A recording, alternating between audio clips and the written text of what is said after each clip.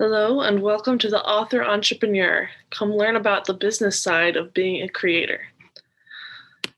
Just a slight disclaimer, this is going to be more about you and not so much about the business. This is about you and the business.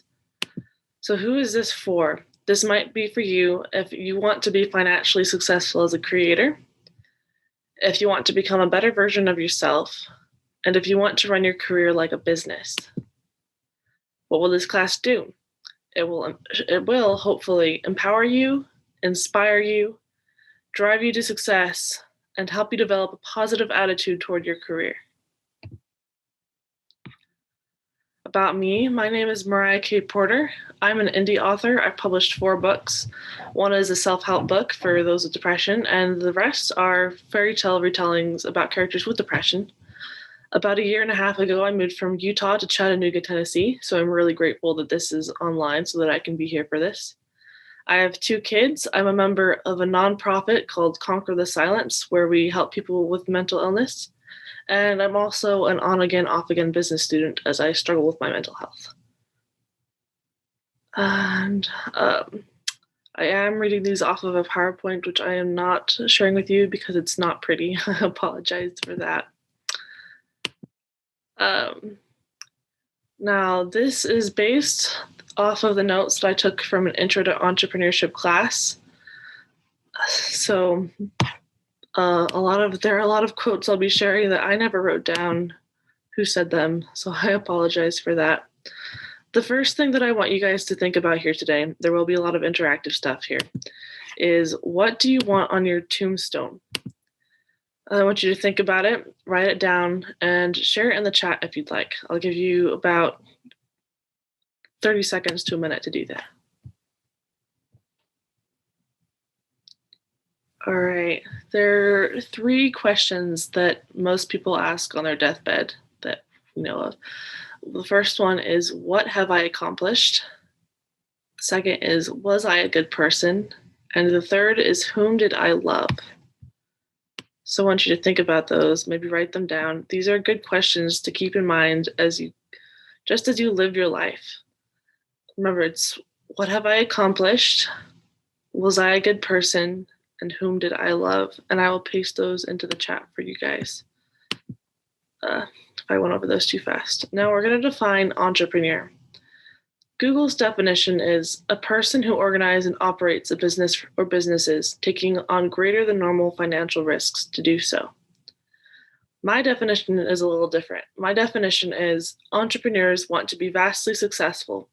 They want to overcome hardship and rise to the top. They want financial independence, perhaps even wealth. Now, this is my definition that I put together after this course, after everything that I learned. And we're going to go into this a little more. I want you to think about the things that entrepreneurs do, not necessarily business entrepreneurs, but as creators, as authors and artists and other creative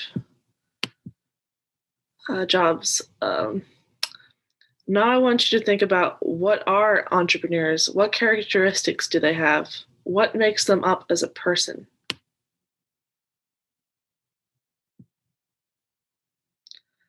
Feel free to share your ideas in the chat.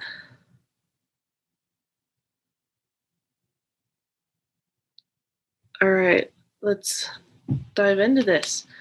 So one of the first things that an entrepreneur needs to do is consecrate their time. Consecrate is a verb that means to make or declare sacred, to dedicate formally to a religious or divine purpose. So basically, if you're a writer, you want to treat writing like a religion, or a painter, or a designer, or whatever you do. You want to do it religiously. You want to put your time aside and make sure that you're not interrupted. I want you to think for a minute about how you can do this. Maybe write it down, maybe share your thoughts in the chat.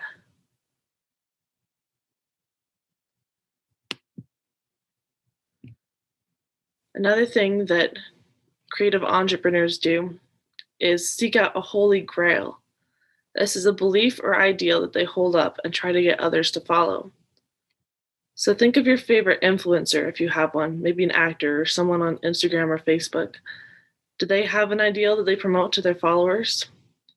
It's your responsibility to decide on your calling in life and make decisions around that.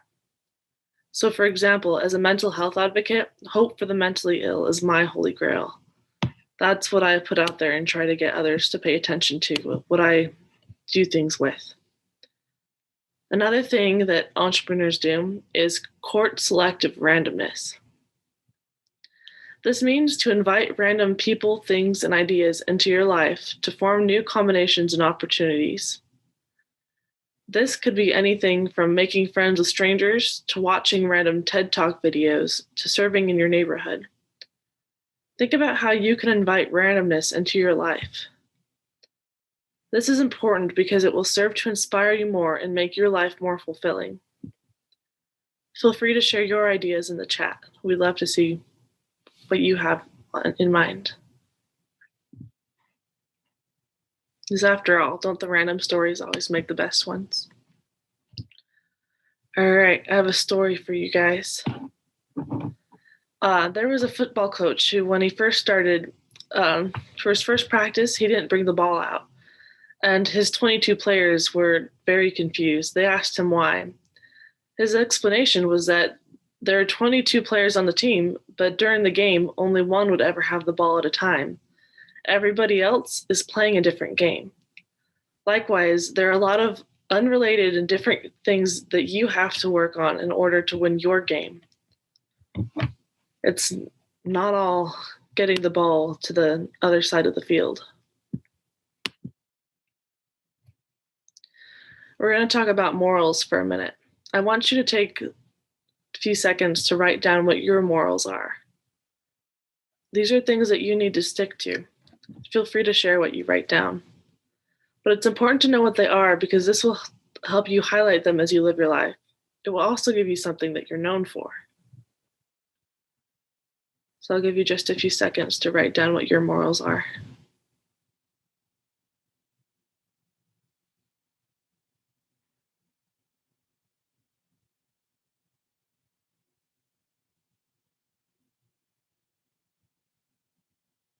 All right, I'm sure you guys came up with some great ones. It's important for you to be true to yourself as an entrepreneur. First thing first is you have to know who you are. Then you have to figure out who you want to become. An important thing as a creator, as an entrepreneur, is to represent yourself as you are on social media. Followers love seeing a distinct personality. They love feeling like they're really getting to know you. So that's something to keep in mind.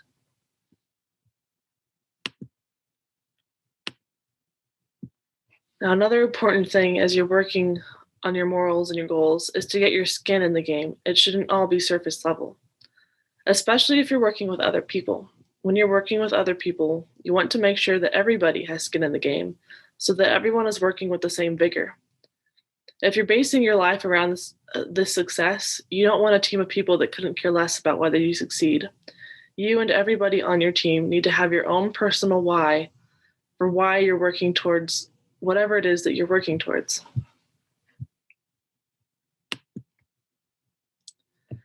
There's this thing I learned about called the formula in happiness. These are your steps to finding joy. The first one is to get up early. Second is to work hard. Third is to get your education, get trained. Fourth is find your oil. Fifth is make your mark. Sixth is get prepared to serve or give back. And for those of you who are attending live, I will paste this in the chat so that you can have more time to write this down if you'd like. Getting up early is important because it gives you time to do things on your own when the world is still asleep. I personally find that when I get up early, especially if the sun is shining, that I'm a lot more motivated and I get things done faster. The second, working hard, that one's a little more obvious. You got to work hard to get to where you want to go. Excuse me. The third is get your education, get trained. Education has actually been found to be one of the two things that lead to success. It doesn't have to be formal education or training. Just make sure that you get it. Fourth, find your oil, your gold, your secret sauce. Whatever it is that's going to make you successful, you have to find it. So if you're writing, that might be your voice, your writing voice. If you're painting, that might be, I don't know, to actually know a lot about painting, but your method for painting, how it is that you paint, or the subjects that you paint, or it's basically your strategy as a creator. Fifth is to make your mark. You can do that by getting out in the world, making sure that people know who you are, that you're contributing to their lives, that you're doing something important. Making your mark is leaving a legacy. Getting prepared to serve or give back. This is probably going to come up frequently. Serving and giving back are hugely important to finding success. Not for other people for the way that they see you necessarily. It can help, but for you, because success isn't really success if you don't have joy in your life. And serving and giving back is a great way to find joy. Now, here are the steps to perseverance and finding success. The first is to organize and use your time wisely. Remember, consecrate it. Second is to work hard and reap what you sow. Make sure that you're getting something out of your work. On a related note, make sure that you're saying no to things that you simply don't have the time or energy for. Make sure you're staying concentrated on what it is that's important to you. Third is to develop leadership and people skills. This one might sound the most daunting to everybody here. I know a lot of creators, they're introverts, and leadership and people skills are the last things that you might want to develop. But they are hugely important to finding success, because when you get successful, you're going to find that you're going to spend more time around people, because people are going to know, they're either going to want to know more about your success or more about how you found success. And you're going to find yourself in more positions to teach and to speak and to just do things like this, like giving a class. I definitely had to develop some leadership and people skills to get to this point. Fourth is to respect authority. Make sure you know your place and you treat those above you the way that they deserve to be treated. Treat everyone the way they deserve to be treated, really. That will help you in life. And the last one, belief in a higher power, the ability to petition that power, humility and dependence upon that power. Now, the class that I learned all this in, most of this, it was a religious class, a very Christian class. But you don't have to believe in God or Christ if that's not your jam. For example, if you've ever read Think and Grow Rich by Napoleon Hill, he talks about how our thoughts are vibrations that we send out into the universe, and they have the power to change things and bring back what we want. So believing in that would be belief in a higher power and the ability to petition that power and dependence upon that power. So I'll say all that again. Organize and use time wisely. Work hard and reap what you sow. Develop leadership and people skills. Respect authority. Belief in a higher power and the ability to petition that power. Humility and dependence upon that power. And guys, if you want access to my ugly PowerPoint slide, you can email me at mariahkporter.author@gmail.com. That's mariahkporter.author@gmail.com. And I'll share it with you. And that way you can see everything and go over all of it for yourself, because there is a lot of information in this class. Now, they're the top two traits for success. I already mentioned that education is one of them. The other one is perseverance. So as long as you persevere and you get your education, there's no way you won't succeed. Just keep going and keep learning, and you're going to get there. You're going to find what you want. All right, I have an exercise for you guys. You don't have to do this right now, and even if you do, you might not necessarily get the answers during this class. But if you did, it would be cool to share. But I want you to either ask 5 people who you know well what you do better than anyone else, or ask 5 readers or fans what you do better with your writing or creations than anyone else. Again, that's ask 5 people who you know well what you do better than anyone else, or ask 5 readers or fans what you do better with your writing or creations than anyone else. I want you to utilize this information. If you can market yourself as somebody who does these things well, then you'll be marketing yourself well. Sorry, struggling a bit with the PowerPoint here. All right. I have a quote for you guys, one of my nameless quotes. Entrepreneurs leap into action without planning or studying, and they succeed. I felt this was relevant enough to include, but it's not going to be relevant everywhere. It is true in some aspects, but depending on what methods you're using to create and get out into the world, don't count on it. For example, this will work if you're writing to trend, but if all you want to do is write to market, it's not going to pay off. Let me define these really quick. If you're not familiar with these terms, writing to market is including the tropes your readers expect to find in that genre of book.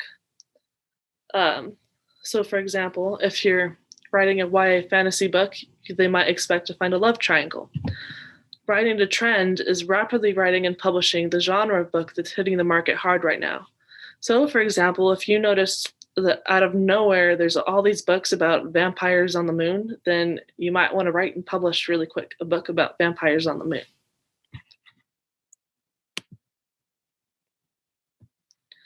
As for leaping into action, there are steps for that, and these can be utilized whether you're writing to market or trend or whatever you're doing. The first step is to screen opportunities to weed out unpromising ventures. Look at what is out there and what's doing well and what isn't. The second is to analyze ideas parsimoniously. I'll be honest, I still don't know the definition of parsimoniously. I should have looked that up before now. If anybody knows, feel free to share in the chat. The third is to focus on a few important issues.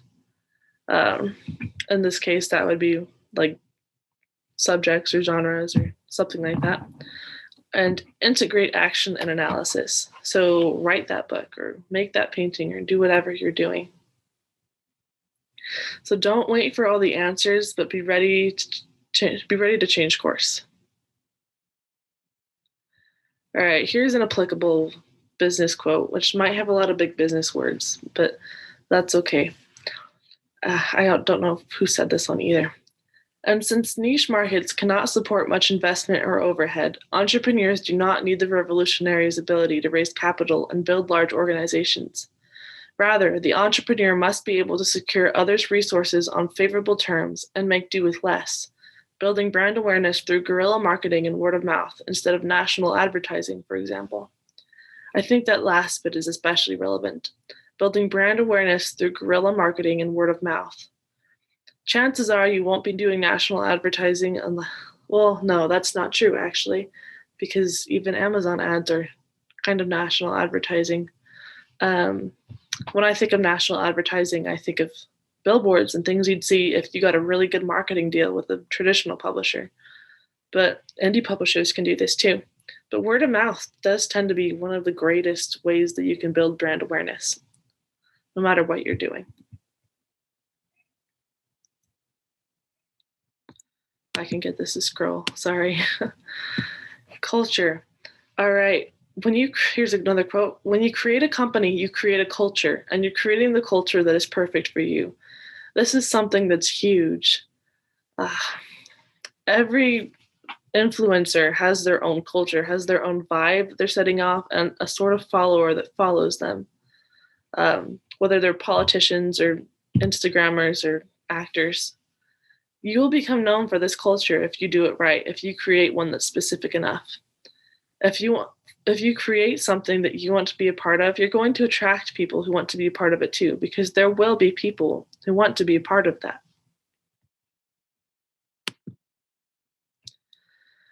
Now, as an attitude of gratitude for this next slide, it's better to give than to receive. That's about all I have to say there. But having gratitude can really get you places. That's huge as an entrepreneur. All right, make work a happy place. One way to help you as you work as an entrepreneur, as an artist, creator, is to fill your creativity space with things that make you want to be there, things that make you happy. So I want you to take just a second and write down ideas of things that you can put in your space that make you happy. And feel free to share them once you've written them down. I'll give you about 30 seconds to do this. It doesn't need to be a long list. All right, now we're going to talk about mastery. Mastery is staying on the path of practice. Masters love practice. They revel in it. They do it for fun. One huge thing that they do is they practice lifelong learning. So when something bad happens to them in life, they don't just move on, they learn from it. And they continue learning from everything else that happens. For example, if you're an entrepreneur and you take the road of mastery, one thing that's going to come up is bad reviews, especially if you're an author. People will tell you not to read your bad reviews, and there are a lot of good reasons to listen to them, but if you want to improve, maybe you should. Now it is up to you to learn to sort the bullcrap from the worthy material, because there's going to be a lot of bullcrap in there. But for example, if the same thing keeps coming up from different people, it might be something you need to work on. And if you change the way that you do things because of the things that people are saying, then you can improve, and that's a great thing. All right, I want you to think about what you want. What are your goals? Do you have any right now? Feel free to write them down and share them. It's important to cultivate modest expectations. So to utilize SMART goals, if you've ever heard of SMART goals, it's an acronym for specific, measurable, attainable, relevant, and time-bound. I believe I'm remembering that correctly. So specific should be obvious, needs to be a specific goal. It shouldn't be vague. Measurable, it's you can say I can write a book or I can write 50,000 words, but not just I'm gonna write. Attainable, it has to be something you can actually do. Relevant, whatever your goal is, it should be something that helps you with the goal. And time bound, you need to set a time on it so that it actually happens, or it's not much of a goal. So feel free to share any goals in the comments in the chat. All right, we're going to do an exercise right now. This is one of my favorite exercises that we did in this class of mine. We're going to be talking about your ideal self. I want you to think about who you want to be, what kind of a person you want to be. Now I want you to take a minute to write down key attributes of your ideal self. I'll give you, say, like a minute and a half to do this. Maybe just a minute. While you write those down, I'll just go find mine and read you what mine were. Mine are charitable, humble, graceful, eloquent, radiant, welcoming, loving, and integrity. All right, now I want you to define those in your own words. What do those attributes mean to you? For example, I wrote down for charitable, nobody comes in contact with me without leaving the better for it. For humble, I wrote, a vain word never leaves my lips. For radiant, people see me shine. How does that definition apply to you? I'll give you another minute or two to write yours down.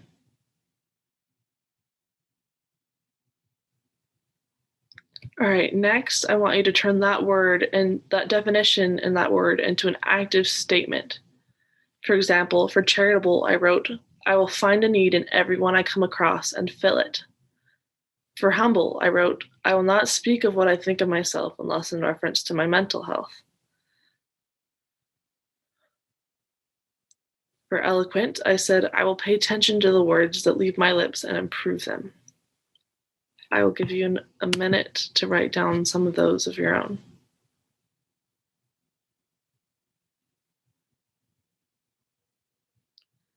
All right, next, you're going to turn that into an affirmation. So I am loving, I am eloquent, I am humble, etc. I'm not going to give you any time to do that just because it's so simple. And the next step, which I'll also just tell you how to do it, is you're going to put all of those things together. For example, loving, my presence makes others feel whole. I will always look for ways to show others I care. I am loving. And what I want you to do is to write down all of these or print them out and put them somewhere that you'll see them every day and just read them. These are your affirmations, and these can be important and crucial in helping you become that ideal version of yourself. I admit I put mine on my fridge and I forgot about it, and it's been almost a year, but I want to get better at this because I know that this kind of thing does help me. All right, now we're going to talk about friends. It's important to seek out friends who are strong where you're weak and to be humble enough to admit that because you want to be more like them. This is a great way to overcome your weaknesses. Strong, loyal relationships also require effort. You need to be curious about them, be curious about their hopes and dreams, learn to be interested, seek ways to help. Like, really value their friendship and do things, just because they're good. Don't seek out relationships like they're some kind of business endeavor. Seek them out because you can learn from them and they can learn from you, and you enjoy each other's presence. There are 3 lessons around friendship. Lesson 1 is to surround yourself with people of integrity. Lesson 2 is to surround yourself with people who are optimistic and kind. Lesson 3 is to surround yourself with people who are passionate. If you surround yourself with people like this, you'll get far in life. Another hugely important thing to do to be successful as an entrepreneur is to find a mentor. This can be an individual person or multiple people, but it doesn't have to be. It could be a course or a Facebook group. One great Facebook group that you should definitely all join is called 20 Books to 50K. That's all one word, no spaces, 20 Books to 50K. It's a fantastic group on Facebook that they actually just had a conversation on this lately that I saw about mentors, about how the group itself can function as a mentor, because there are so many great people there offering advice, and you can come to them with your questions. Or you can even just search the group and find where the questions have been asked and get your answers that way. It's a fantastic resource, and I highly recommend it. One important thing to remember is to make it about your purpose, not about the money. This is something that I get distracted with a lot, and I get overwhelmed because I'm not making any money as an author yet. But that's not the point. I have a greater purpose, and most likely so do you. So don't get those priorities switched up. Make sure you know what you're after. And don't get dismayed when not everything works out. Another important thing is to have integrity. Dennis Waitley, this is the one quote that I remember who said it. Dennis Waitley said, "A life lived with integrity, even if it lacks the trappings of fame and fortune, is a shining star in whose light others may follow in the years to come." I think that sounds great. I think that sounds like the kind of person I want to be, the kind of life I want to live, don't you? It's important to remember to take a break. Make sure you take the time to rest. This is often when aha and eureka moments come. A lot of you may have heard of the hero's journey. We talked about it a bit in this class. And one thing to remember about the hero's journey is it's not where we end up at the end of the book. It's all about the little moments that make up the journey. That's what makes the reader want to go on. That's what makes our lives worth living. Now, somebody said the hero's journey is all about you, but it's not about you at all. And isn't that true? The story wouldn't be a story if you were the only character in it. There's all these people you come into contact with, all of these things that you do. And it's important to give them credit as well. In this class, we read this excellent poem called Can't by Edgar A. Guess, and it's my top favorite poem now. I'm going to read it for you. Can't is the worst word that's written or spoken, doing more harm here than slander and lies. On it is many a strong spirit broken, and with it many a good purpose dies. It springs from the lips of the thoughtless each morning, and robs us of courage we need through the day. It rings in our ears like a timely sent warning, and laughs when we falter and fall by the way. Cant is the father of feeble endeavor, the parent of terror and half-hearted work. It weakens the efforts of artisans clever, and makes of the toiler an indolent shirk.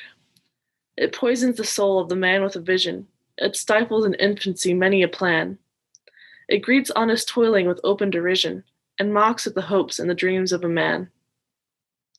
Cant is a word none should speak without blushing. To utter it should be a symbol of shame. Ambition and courage it daily is crushing. It blights a man's purpose and shortens his aim. Despise it with all of your hatred of error. Refuse it the lodgment it seeks in your brain.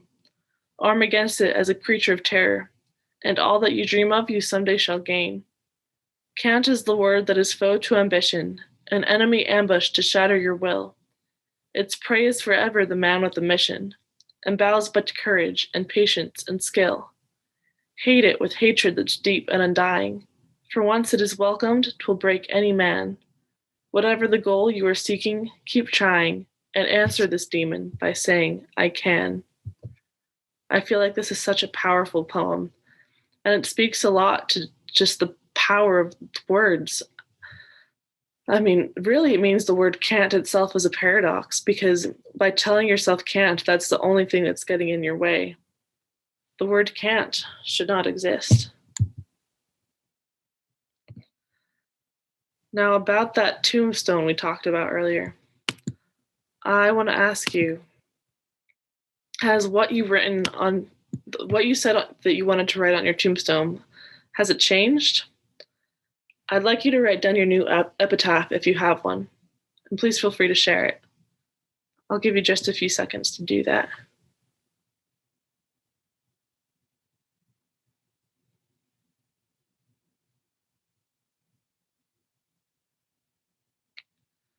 All right, I want you guys to write down your thoughts. I'm hoping that this class empowered or inspired you, and if it did, it's even more important that you write down what you're thinking about right now. So I want you to write down what being an entrepreneur means to you and what kind of person you want to be. And I think it's crucial that you do this now because, like for me, I took this class once and I will never take it again, but it was possibly one of the most powerful classes I'll ever take. And as far as I know, this is the only class like this at LTUE, and at least this year. And there are going to be thoughts that you're having that you're not going to have at your other classes, and things that you'll forget that you ever learned. And this is important stuff, in my opinion. So I'm going to give you guys just a last couple minutes to write down your thoughts about that, about what kind of being an entrepreneur means to you and what kind of a person you want to be. Give you about 2.5 minutes to do that.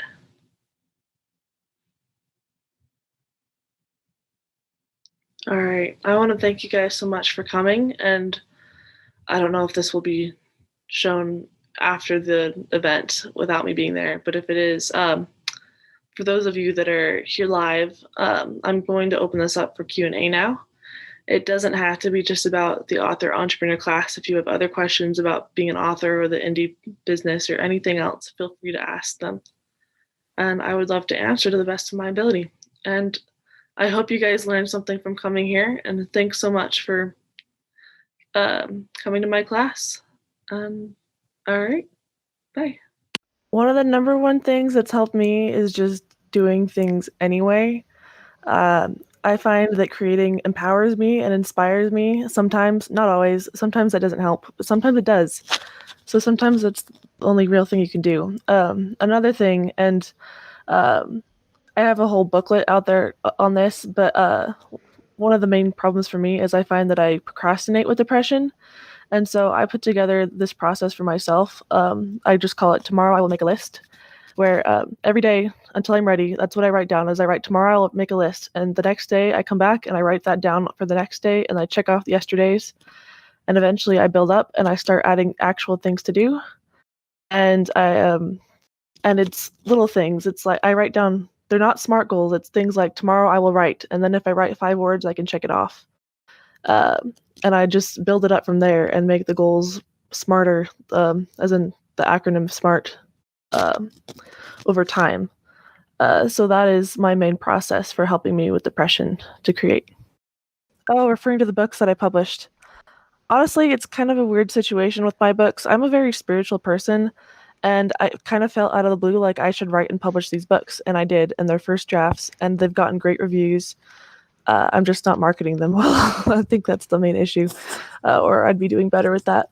But that was a weird situation for me because usually I struggle with the same issue, is not knowing when my book is good enough. I still struggle with that. I have one book that I've drafted 7 times, like a full length young adult novel, and I still don't think it's good enough. So it's challenging. I think the main thing is to get a critique group and to get feedback from them. That's something I need to do too. I don't really have one yet. But get feedback from other people to let you know if your writing is where it needs to be. That, and if you're gonna traditionally publish, once you get it to agents, they'll let you know if it's good enough. And I think that's Mary right there, right? Ideas for helping creative friends who deal with depression. I mean, really, it's probably the same as helping anyone who deals with depression. I would say, like, do things that will inspire them to create, like with them, activities with them. Do like paint nights, or invite them over for writing sprints, or have them watch inspirational movies with you. One of my go-tos is this movie called Whisper of the Heart. Like every time I watch it, it makes me want to write. And you could trick them into getting into the mood to create by inspiring them. uh, that's my best idea. I wish I knew better, because I have a lot of friends who wish they knew how to help me better, and I don't know how to tell them how to help me. I wish I knew. It's hard. um, yeah, right, Laurel? It's such a good movie. And one thing really is to just be a friend to them. Like Jess over here, she Zooms with me once a week, and that really helps me feel motivated to keep doing things and keep going, because it feels like somebody actually cares. Just be there for your friends. Right. I'm not on any more panels this year. I kind of figured one would be my max because I've never done this before. I wish I was, because this wasn't as bad as I thought it would be. Oh, one more question. How do you deal with editor feedback? Take it with a grain of salt. When you get it, when you look at it, don't just do anything with it right away. Let it sit for a few days and think about it, and then go back and see if you can reread it and see where you agree with them, because chances are, if this is a legit editor, not everything necessarily is going to be something you want to do something about, but there's a good chance a lot of it will be accurate. Uh, so just be prepared to face the fact that uh, your writing isn't perfect, because it never is. It never will be. There's always going to be ways you can improve, and just be ready for that. And if you guys want to contact me, you can friend me on Facebook. I'm Mariah K. Porter. You can also email me at mariahkporter.author.com or at gmail.com. I have a website, mariahkporter.com, if you want to subscribe. I sometimes blog on it, trying to get better at that. And really, thank you everybody for attending. I am glad that people actually showed up to this. I was very nervous. I'm glad that you guys got something out of it. It's been fun.